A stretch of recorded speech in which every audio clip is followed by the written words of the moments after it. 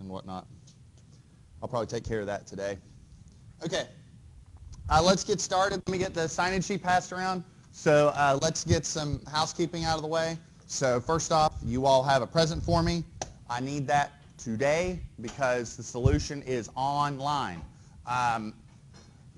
Homework number 4, I've graded that, or I've gotten that graded. It is returned. If you just walked in, oh goodness, let me turn that down. If you've just walked in, don't worry, I'll give them to you by the, sometime here near the end of class. Let me turn that down. Apologies for that.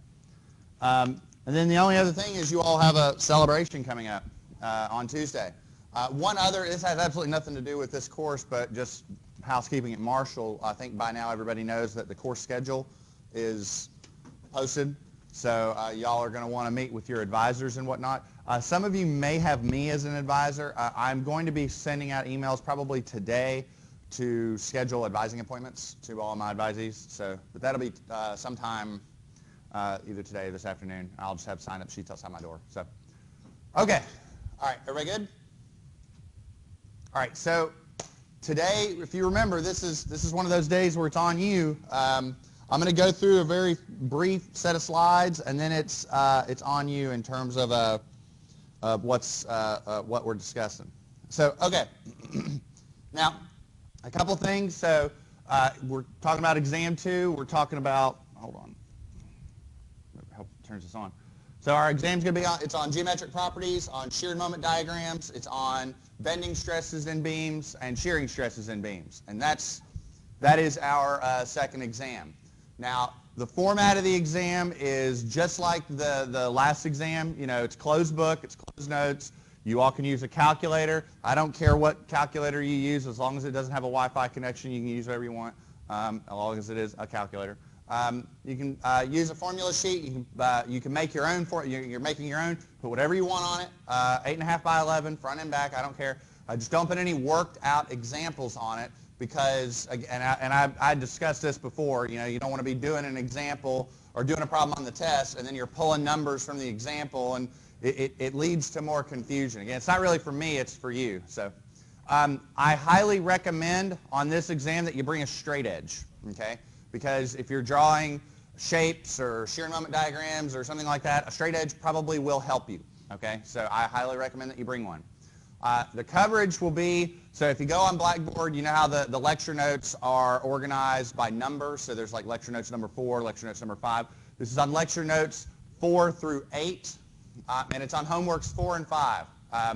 Now, this sort of happened a little bit this morning, so I'm going to start pointing at people. Try and be on time because we're going to start at 8 a.m. sharp. But if everybody that is supposed to be here is here before 8 o'clock, like I'm probably going to get here maybe like 7:45, 7:50-ish in the room. If you all are here early, we will start the exam early. If not, we're starting at 8. So don't be that one student who's late. When I went to sit for my PE exam, the doors opened at 7:15 a.m. and the way it worked was so, you know, it was in this hotel, and it was this little, you know, it had these conference meeting rooms lined out. And you could tell by the way the room was arranged that there were 32 people scheduled to take the exam because there was like a group, you know, 4x4 and 4x4, and it was laid out in a very grid-like fashion. Well, they told us, they said, if everybody's here, we'll start early. So the doors opened at 7:15, and there were 31 people in the room. And we all had to sit there until 7:59 until the last person showed up. We were not happy. Like the whole room was sort of like boring a hole into that person's like soul. Yeah, because we were all just sitting there. So don't do that. Be at the very least, you know, try and be on time. If you're here early, we'll start early. I'll have scratch paper. I'll have a stapler. Don't worry about that. And this red bullet is something that I know you're probably concerned about. So what I'll say is this: any necessary section properties of simple shapes and rolled steel sections will be provided. And what I mean by that is this. Let me be clear. It's probably not a bad idea to just know that the moment of inertia of a rectangle is BH cubed over 12. But if I give you a parabolic sector or something and you need to know that simple shape, I'll give that to you. In other words, anything out of appendix, anything out of that appendix that you would need in order to negotiate the exam, I'm giving to you. I'm not making you derive that. And well, let me back up. There is a possibility I make you derive. What I'm really wanting to make sure that you don't do is waste space on your formula sheet reproducing stuff that's in the appendix. That's what I don't want you to do. Okay, I want you to leave your formula sheet for stuff that you're actually going to need. You're not going to need those stuff on the exam. It's probably not a bad idea to know the moment of inertia of a rectangle and maybe a circle, and that's about it. Anything else that's out there, I'll give you. So don't worry about that. As for what's on the exam, well, it's pretty straightforward. So geometric properties, you need to be able to compute the section properties of a composite shape. So basically, centroids and the parallel axis theorem. So as long as you've got that, you're squared away. You're going to need to be able to compute shear, or be able to draw shear and bending moment diagrams, but then you also kind of need to be able to handle support reactions. So you need to be able to deal with concentrated forces, distributed loads, pin supports, roller supports, fixed supports. Keep in mind that I'm not going to do any, we haven't talked about determinacy in here, like static determinacy versus indeterminacy when it comes to beams. We talked about that for axial loads and torsion and whatnot. I am not going to throw an indeterminate structure at you. Don't worry about that. That's not, I'm not doing that to you. And for shear and bending moment diagrams, just make sure you can draw them for beams. I say beams and frames. Really, it's just beams. You can mark that frames part out. Bending stresses, be able to assess bending stresses in homogeneous beams and be able to assess bending stresses in composite beams. So, beams of a single material or beams of multiple materials. Shearing stresses, be able to assess shearing stresses in rectangular cross sections. Okay, and so what I mean by that is, tau equals VQ over IB. I'm only going to make you do that for a rectangle, not for a triangle or anything like that. It's not because it's hard. It just becomes like a geometry problem more than it becomes a mechanics problem, and I'm not really interested in doing that on this exam. I'm interested in testing your knowledge of mechanics of deformable bodies, not 10th grade geometry. So yeah, everybody good? And as for formulas, you have your fundamental bending stress formula, sigma equals my over I, and then your maximum bending stress formula is MC over I, or M over S, which is your section modulus. Remember, the section modulus is I over C. And then for composite beams, remember you need to utilize your modular ratio, which is typically taken as E of the stronger material divided by E of the weaker material. And then tau equals VQ over IB for shear stresses. So that is your exam in a nutshell. So I am now going to shut up, at least when it comes to lecture, and turn the floor over to you. So the floor is yours. Any questions you have, anything you want clarified, anything you want to look at, it's all yours. Yes.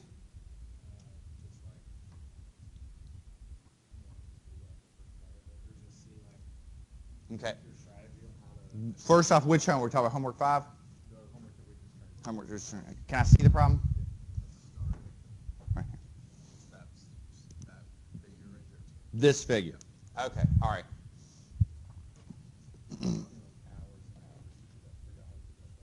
Really?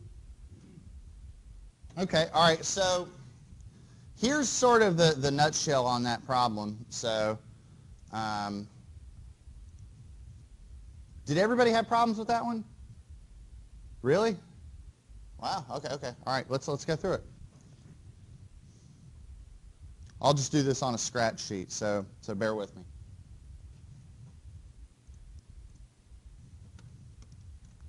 Okay. So what we're going to do is we're going to handle. Was it just part A or was it part A and B? It was just part A. Okay. So that's I figured. Okay. So we're going to handle this one part at a time. Okay. So the first thing I'm going to handle is the shear and moment portion. Okay. So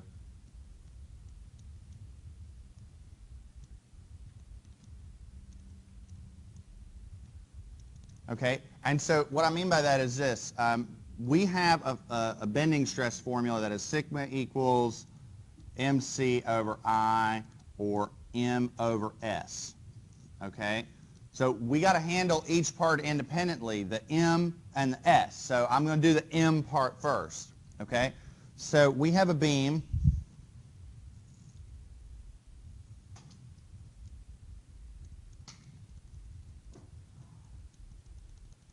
And we have a point load that is 6.2 kilonewtons.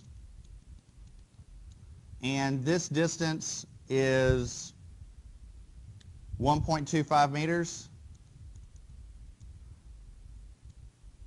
And this distance is 3.2 meters. Did everybody bring their calculators with them? I don't have mine, so. All right, help me out. What's 3.2 minus 1.25? Is that 1.95?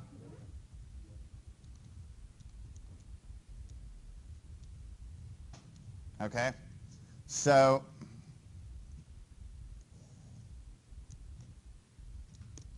there's that. We're going to have a reaction here and a reaction here. So we'll call this AY and BY. All right, so I'm going to sum moments at A. All right, so I've got 6.2. Here, hold on. I got 6.2 kilonewtons times 1.95 meters, and that's got to equal BY times 1.25 meters. Is everybody okay with that? Like, am I going too fast there? I mean, again, let's be clear. This is your time, so please stop me if there's anything that's confusing you. So here, let's just take a look at this. Yes? Yes, it should be. Thank you. Why did I write 1.25? You're right. That is 3.2. I don't know. All right, so we have 6.2 times 1.95. What is that?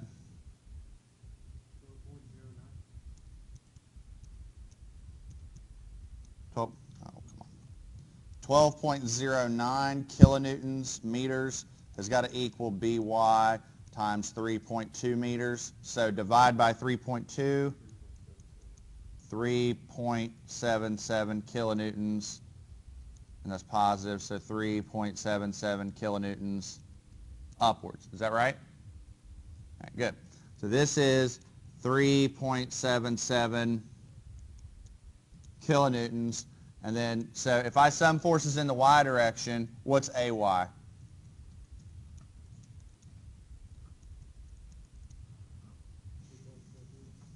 .43.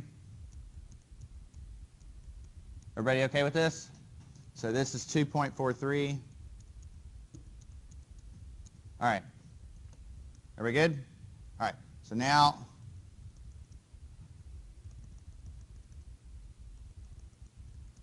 draw the shear diagram, okay?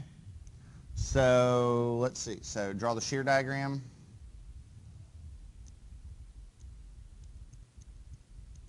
Let me move this over so that I'm not like crowding this. All right. So we start. No. Okay, I was going to. So that's your strategy first. You're going to draw. Well, I need the moment. You'll see what I'm doing here in a second. You need the moment, okay? So here's 0. Go up to 2.43. Go over 2.43. Then go down. If I'm at 2.43 and I go down 6.2, what's that put me at? There we go. Then over and up. So, is everything? Everything right? No arithmetic errors. Okay. All right.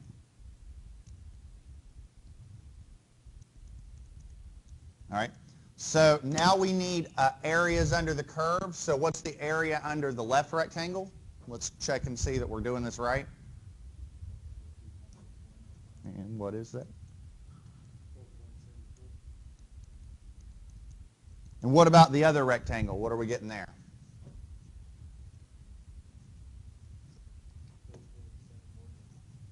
$4.71.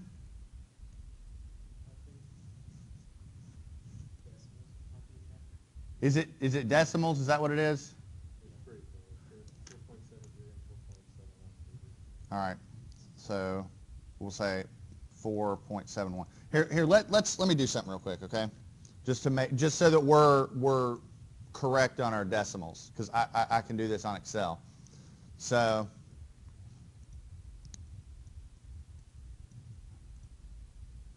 Yeah, because one of them they rounded off. okay, so how did we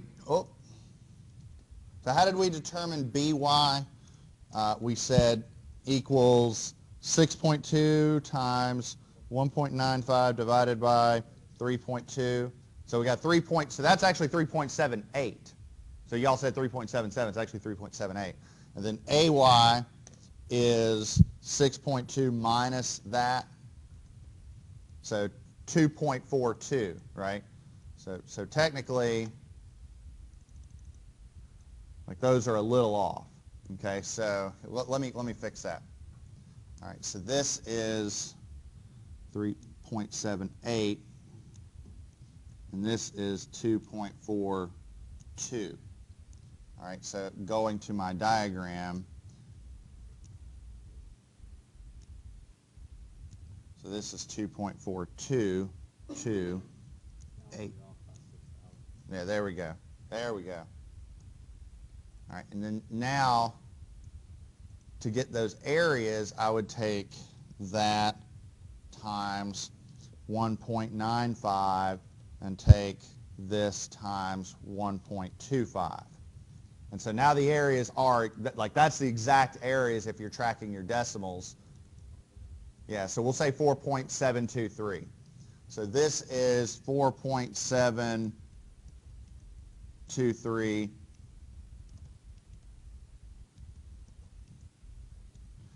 and that's minus 4.723. All right, so if we're drawing our moment diagram, we would start at 0, go up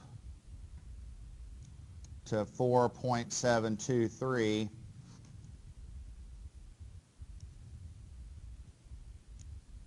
and then down to 0. Is everybody okay with that? Like we got to take it one step at a time. So we got to see if we're all right with that. Yes. I did a little bit different. I just made a cut C onto the right. That. And I started out at 4.7. That's fine. That's fine. And probably the reason why you did that, and that's a perfectly valid strategy. So just so everybody's clear, his strategy, he said that he cut the section where the load is and just looked to either the left or the right and got the right answer. That's correct, okay? The reason why that's valid is because based on this loading, you knew that maximum moment was going to be under that point load. So you just cut a section at the point load, and you could have looked to the left or to the right, and you'd have gotten the same answer, okay? If you do not know that, or if you want a representation of moment across the entire span, then the moment diagram would also do it. Or you could just cut a section at any place and look to the left or to the right. So either way works. Remember, all the moment diagram tells us is that if let's say right here, if I cut a section here, that's the moment there. Whether I look to the left or to the right. So either way works. It doesn't really matter. Okay, that's a perfectly valid strategy. Everybody okay with this? All right. If you're okay with that, then so we said what? Sigma equals m over s. Well, we're trying to determine maximum bending stress. I'm saying that our maximum bending moment is 4.723 kilonewton meters. That's part one, okay? That's part one. Everybody okay with that? Now, what about part two, okay? Part two is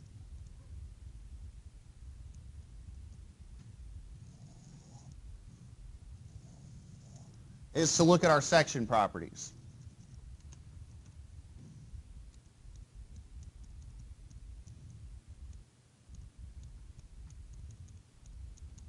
Okay? Now our section properties, what we're doing is this. We have a shape I'm going to try and be somewhat neat with this.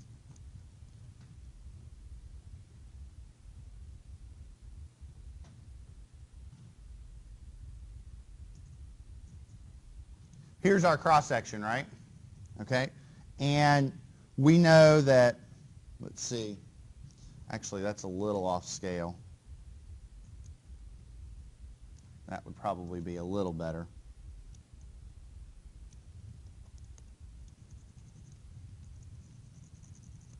All right.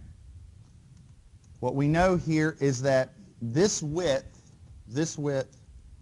is 80 millimeters, right? Okay. Now, let's see. This height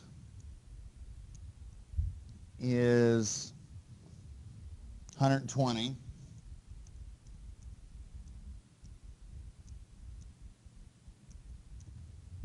Okay. The thickness is 25. That's this.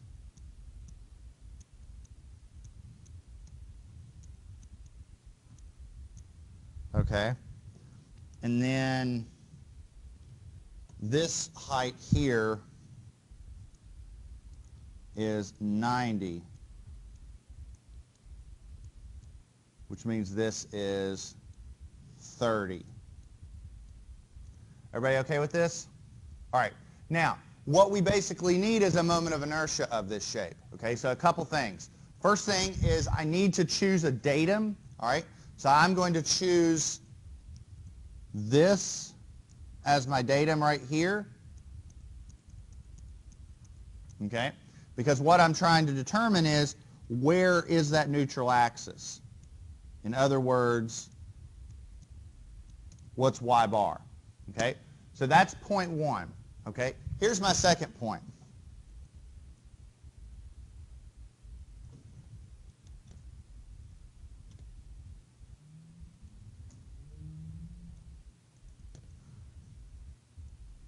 What I'm going to do is this.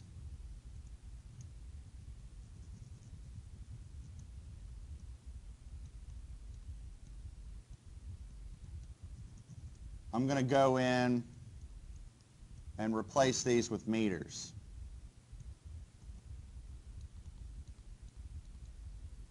Why am I doing that?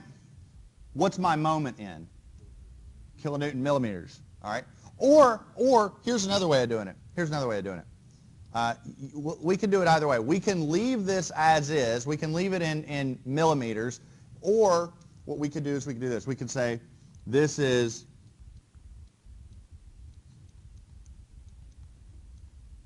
4723 kilonewton millimeters. We could do that. So I'll tell you what, let's leave it in millimeters, okay? Let's just leave it in millimeters, and let's recognize that 4.723 kilonewton meters is 4723 kilonewton millimeters. So let's just do that. Everybody okay with that? All right. Now, all right, the only thing left to do is I need to split this up into two simple shapes. So this, we'll call this shape 1. And this shape 2, all right? And if you're okay with that, then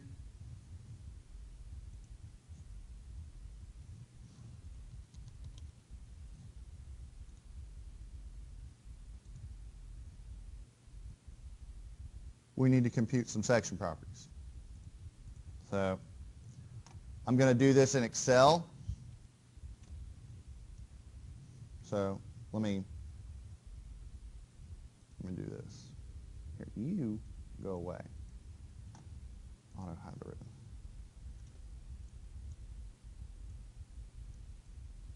I want an image of our shape right here.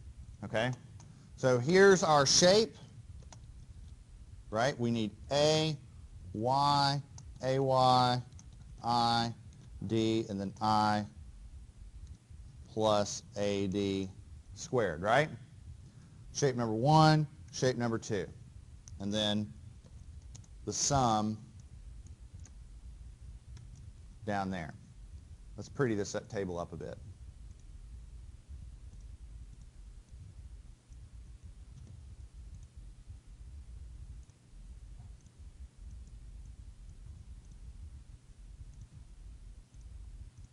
right?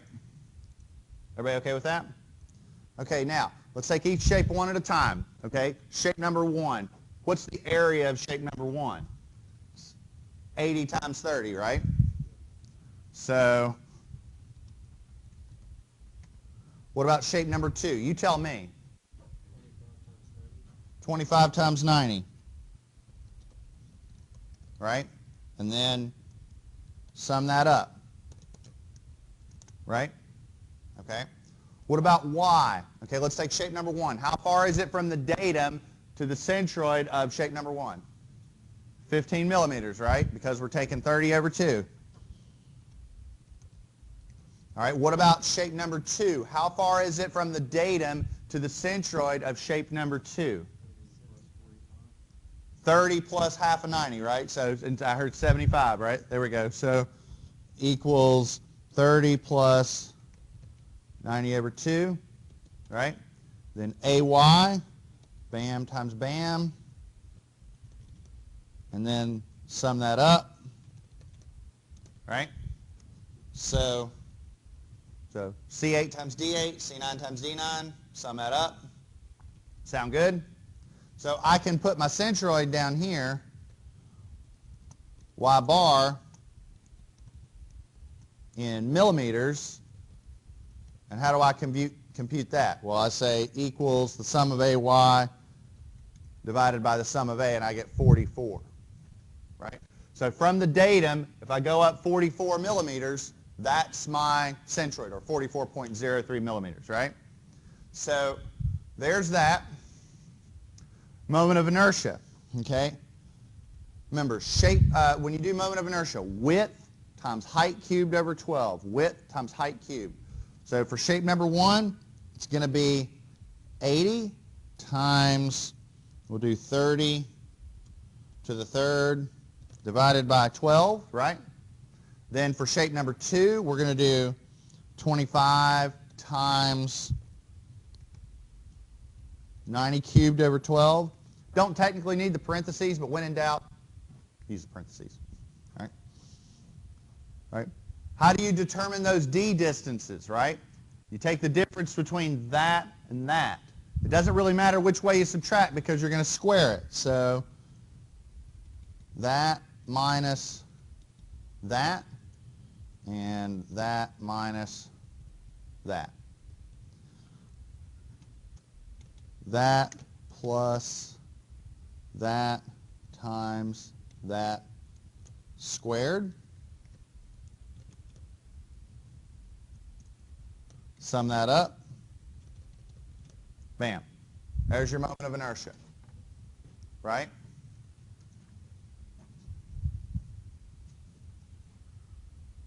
What do we think?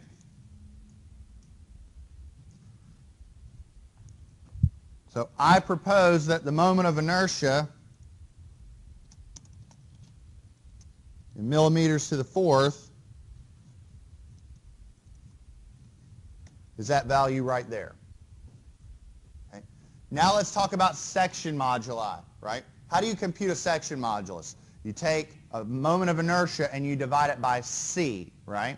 Now what's c? C is the distance from the centroid to the way, tippy top, or the very bottom, okay? Right? So let's take a look at this. Let's start off with the top, okay? Let's say C top. Here's my shape, okay? Here's my shape. How far is it from the centroid to the very tippy top? There we go. Exactly. 120 minus that. So equals 120 minus that, right? Oh. So about 75 millimeters, right? So what's C for the bottom? It's just Y bar, right? Okay. So if I have my I quantities and I have my C quantities, I can determine an S for the top and an S for the bottom by just taking that divided by the top, and that divided by the bottom, right? What do we think? Any questions?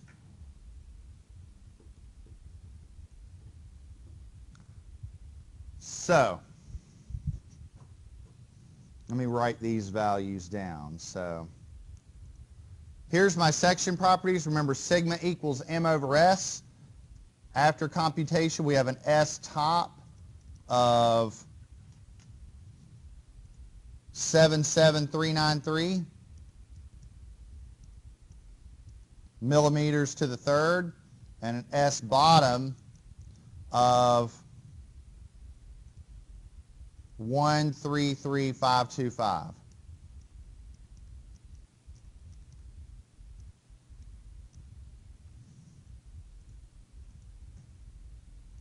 Sound good? So we've got our moments, we've got our section properties.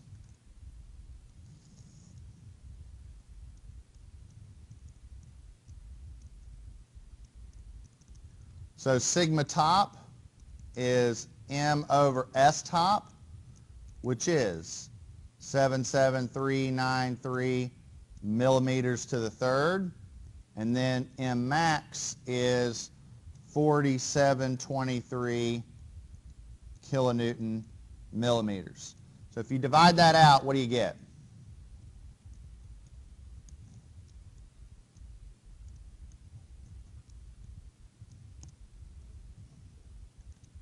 I guess it would be 1061. 0.061. Do I have a second on that? What are the units? Well, we have a kilonewton over a millimeter squared. Everybody remember what that is? That's a gigapascal.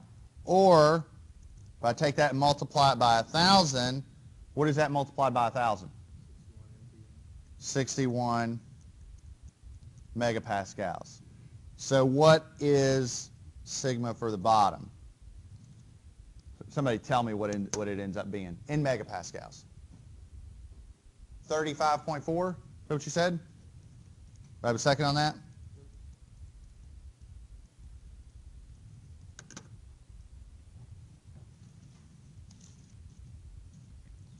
I'm curious. What's that?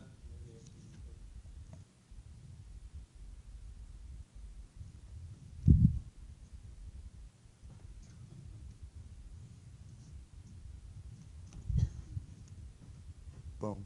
Sorry. No. All right. Let's take a second. What's that? The table. You couldn't do it with the table and had it like 1,000 times harder. I told you the table is simpler. The table's simple. We're engineers. We like tables. Remember that. When in doubt, put it in a table. That's just anything. You know. Fluids, thermo, you know, your groceries, put it in a table. We're engineers. We like tables. All right, so that was a long problem, but I get the feeling a lot of people wanted to see that. Am I right? All right. Any questions about this problem? Yes.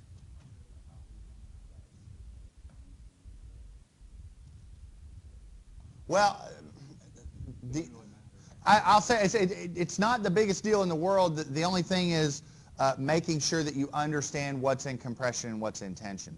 So this beam, so let's go back to this. This beam is being loaded in this fashion. So, you know, we have a simply supported beam, and there's a load like right here.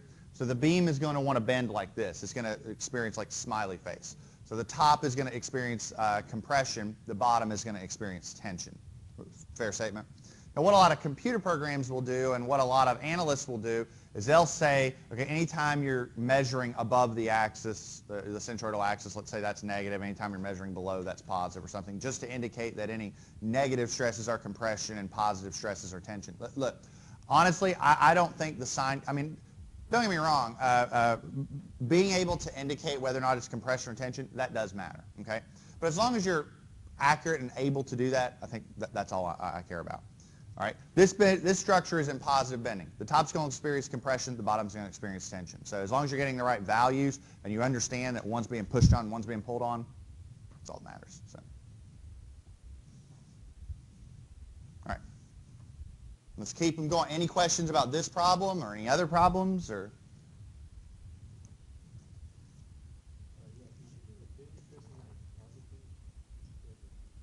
the example we did?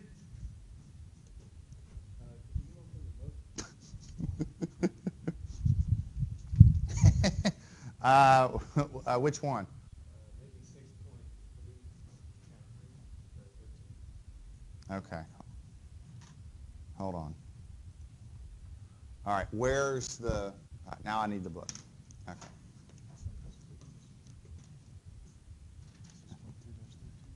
6.3-13? Okay, all right. So... this is a bridge problem. That's what this is. Okay. So first, in order to start this problem, I'm actually going to start in Excel. Okay. So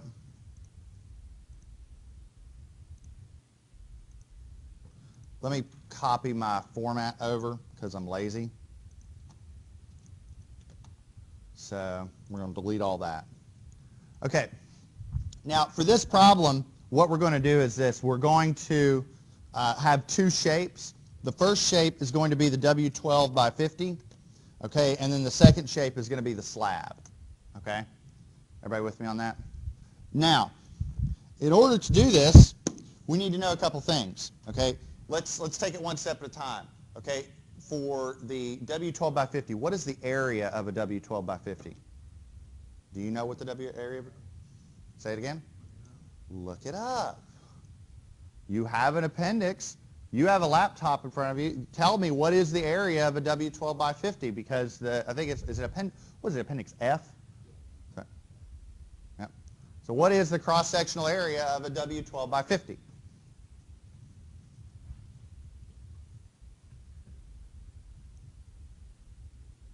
You got a laptop too. Is it 14.6? Okay, all right. Let's fill out some other data regarding the 12 by 50. First off, let me do a couple things. I'm going to set up some computations here. So equals that plus that. So that. And then this column is going to be that plus A times that squared. In other words, like really the only cells that we actually really need to figure out are these, because like this is that times that, and these quantities are that minus that divided by that.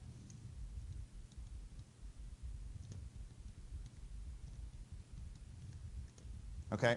Does everybody see what I'm doing here? Like the yellow cells are cells that we sort of have to figure out. Everything else, it's the method. You just compute. Okay? Let's take the W12 by 50. Let's deal with the Y. Okay? For this problem, what I'm going to do is I'm going to state that the centroid, we're starting at the datum and working our way up. Okay? So let me ask you this. How deep is the W12 by 50? 12.2 inches, is that what it is? So if it's 12.2 inches, how far is it from the bottom to the centroid? 11. What? Wait, hold on.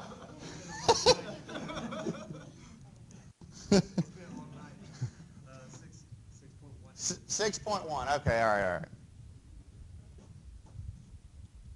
Equals 12.2 divided by 2, right?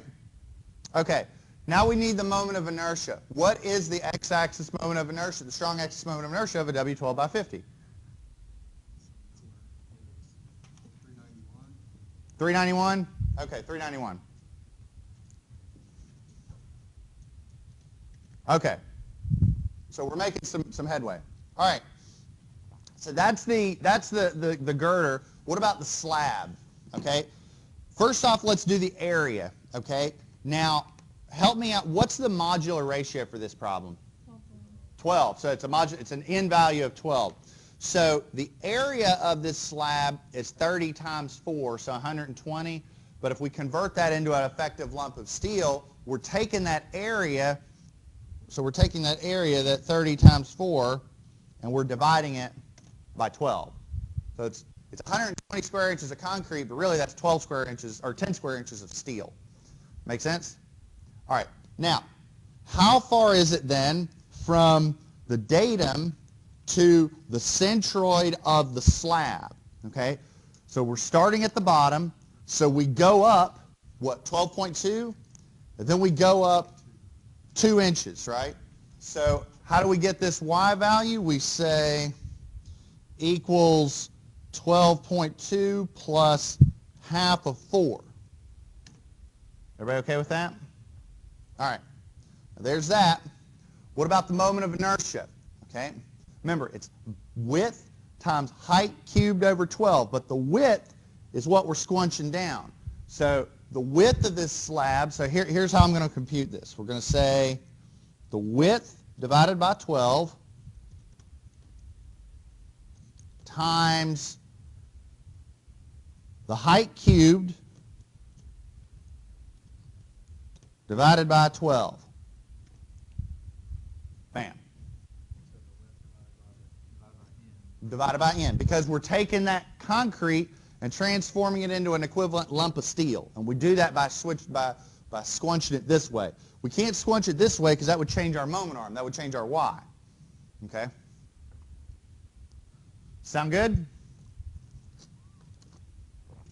So let's get some values here. All right, so we have Y bar in inches. Hold on. It's gonna bug me. Is that divided by that? So 9.393 inches. Okay? We know the moment of inertia in inches to the fourth is that. Right? So we need a couple more things, right? Let's treat it just like we did before. We have a C top and a C bottom. So let's deal with the C bottom first. How far is it from the centroid to the very, very, very, very, very, very bottom? No. It's Y bar. Remember? Y bar is where the centroid is. How far is it from the centroid to the very, very bottom? It's just this. All right? So that one is this. Now, how far is it from the centroid to the very, very, very tippy, tippy top? Well, how tall is the whole thing? It's 12.2 and 4, right? So it's 16.2 minus that. So 12.2. Sorry, it's dark in front of this keyboard. It's kind of hard to see. Minus that, 6.807.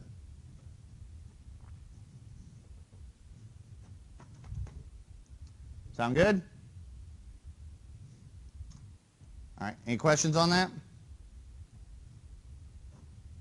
Okay. Now, we got a couple things we got to do. So let's deal with the stress on the bottom. So the stress on the bottom, so here, let me insert a symbol. Well, hold on. We need section moduli. We need section moduli. So S top,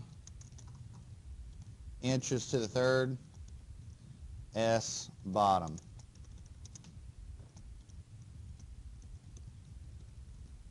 So how do we compute these section moduli? What do we do?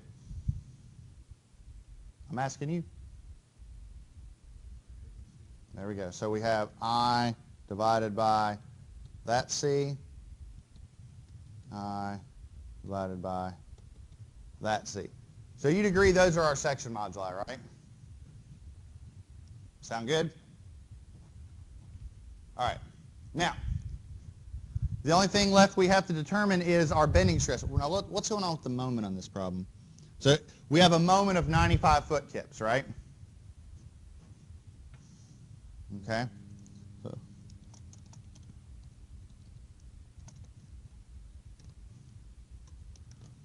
you may see a problem with the units. It's in feet kips. My section moduli are in inches to the third, so I need to convert this to inch kips. So what is this moment? And what do? I take that and I multiply it by 12, right? So there's our moment.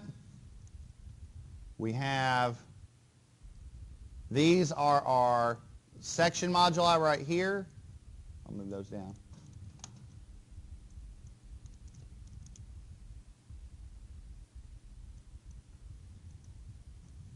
This is pretty much everything we need, right? We have our moments, and we have our section moduli. Okay, so let's deal with the bottom. Okay, so the bottom. First of all, is this problem where the answer's in the back? Well, I didn't know answers were in the back. they're all in the back. Is this one in the back? Well, I mean, somebody tell me. There's a reason I ask. So.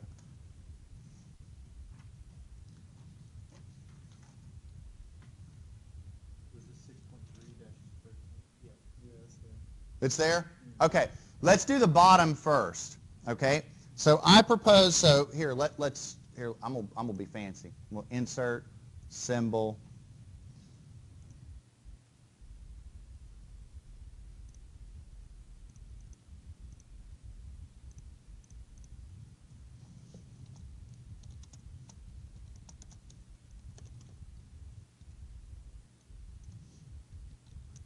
Let's do the top and the bottom separately, and let's do the bottom first. Okay, so I propose that to do the bottom, we do M over S, and that should give me 13.49 KSI. Is that what we got in the back for the bottom? Yeah, they usually do this. So Well, okay, all right. So no, that's fine. Let's take this and multiply it by 1,000.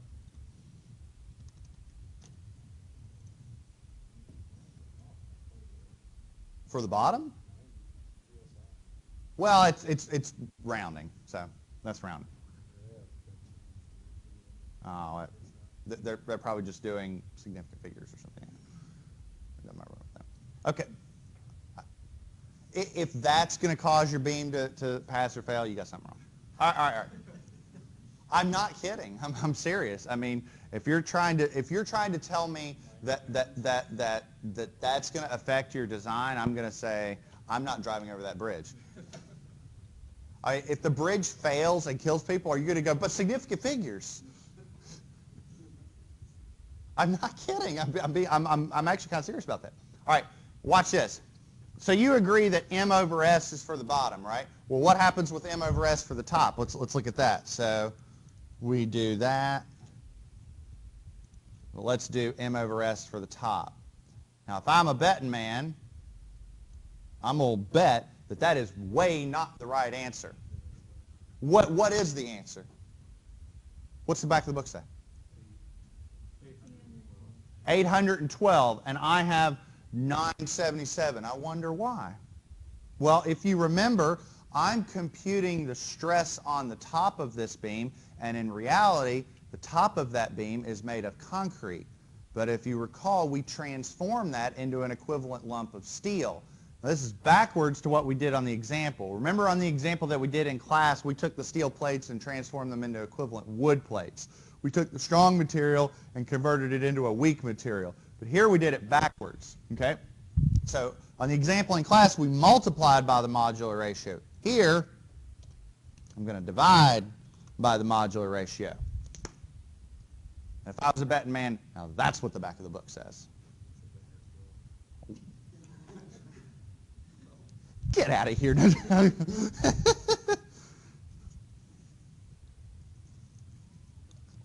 should say, get on out of here.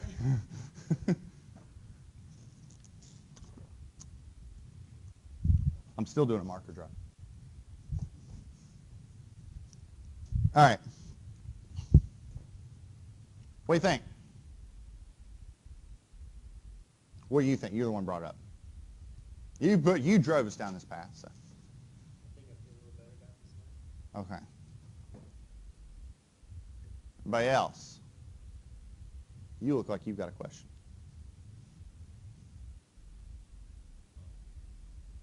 One, like an exam from start to finish, is how this problem is quite up. Don't worry about that. No, I mean, when I craft exams, I still use a rule of three. Okay. The last exam that we did in here took me about 20 minutes to do. Okay. Now there were components of the exam that you might have had difficulty with, but I would like to think that everybody agrees that it wasn't a time factor on the exam. Okay. It's not going to be a time factor on this as well. Okay. It is segmented. Like the first problem that we did in here, that's a long problem. It was. I'm lying. You might have something like it, or something. Here's a for example. Let's take the first problem that we did where you had the beam and you had the T shape. What if instead of a T shape it was just a rectangle? You only had one shape. Then there's no table or any of that. It's just BH cubed over 12, there's your I, right? H over 2, there's your S. There's no elaborate computation there. But it's still sort of the same problem. Like, you see what I mean? So that is a possibility. But I mean, again, I'm cognizant of, I'm not going to give you a 7-hour exam and don't give you 75 minutes to do it. I'm not doing that to you, so don't worry about that.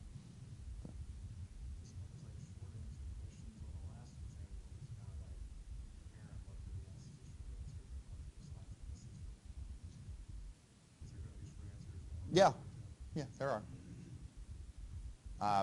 But let me also say that they are short answer. Okay, when your answer is getting longer than the preamble or the Declaration of Independence for a 2-point question, like we're not declaring war on Britain. We're talking about, you know, just sigma equals my or I.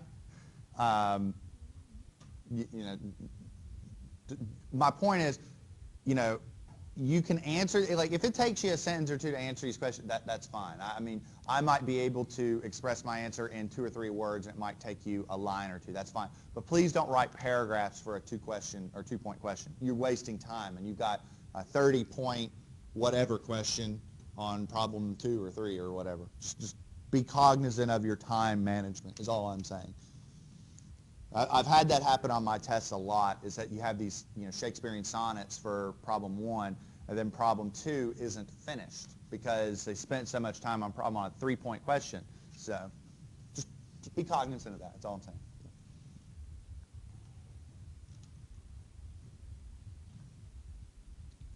What do we think? Any other questions? I mean, this is your time, so we still got like 15 minutes, something like that, 17 minutes. I'm not going to make, I don't think I'm going to make you plot it out. I might want you to understand that the bending stress profile, you know, looks linear, and then the shear stress profile is nonlinear. Your maximum shear stress is at the center and stuff like that. But I'm not going to make you plot those out.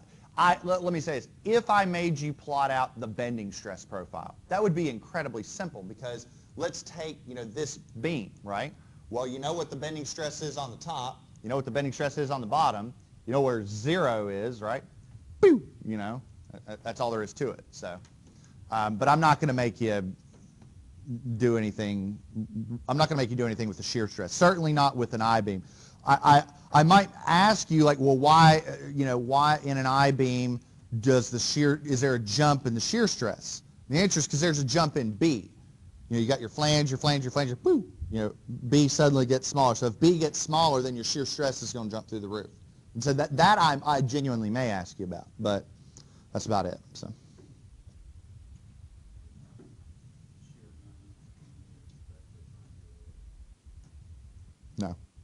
No, not in here. Not in here. This is not structural analysis. In structural analysis, yeah, you very well could have expected a triangular load, but not in here. Let me say this, though, in fairness.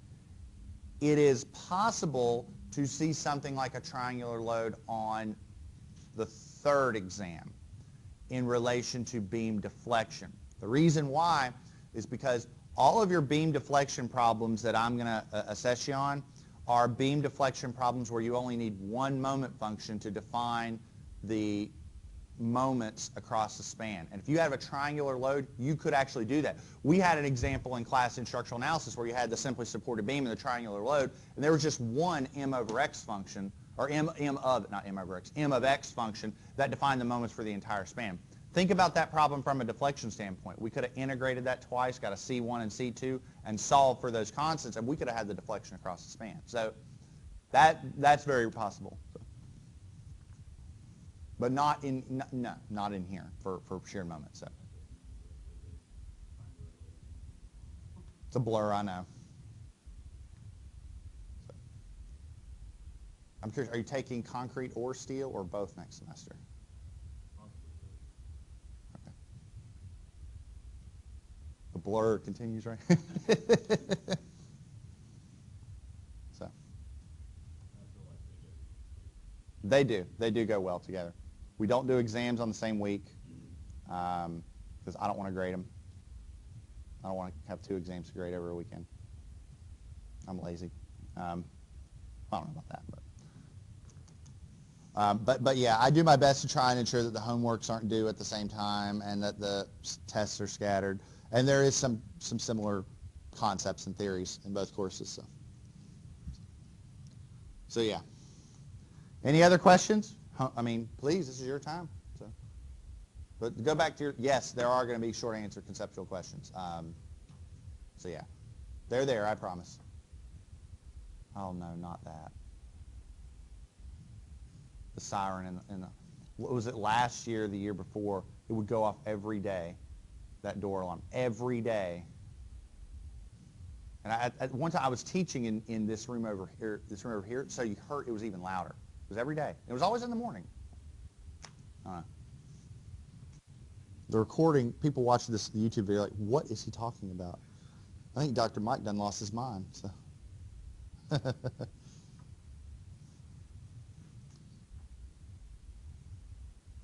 How we doing? Feeling good? Any more questions? So you said no non-symmetric, right? No, don't worry about that. Don't worry about that. Don't worry about non-symmetrical bending, but do consider that shear stresses may be on the exam. That is a real possibility. But non-symmetrical bending, at the most, I might ask you like a conceptual question about it, like a short answer question. That is possible, but I'm not going to make you do any math on it. So, like something like about what's the deal with the product of inertia if you have a non-symmetric shape or a symmetric shape, or, you know, could a product of inertia be negative or something? You know, but other than that, no, don't worry about it.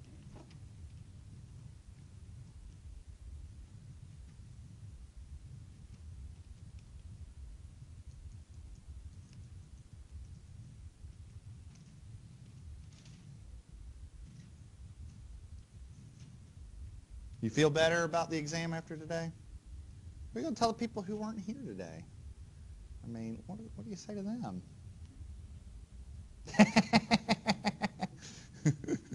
Not a thing.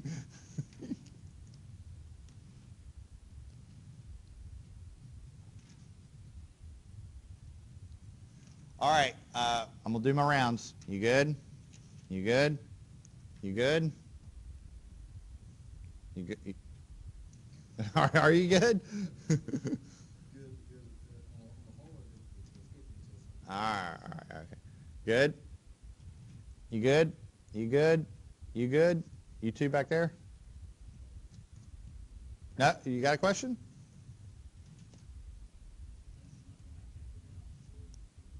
Well, if it's quick, go ahead. I mean,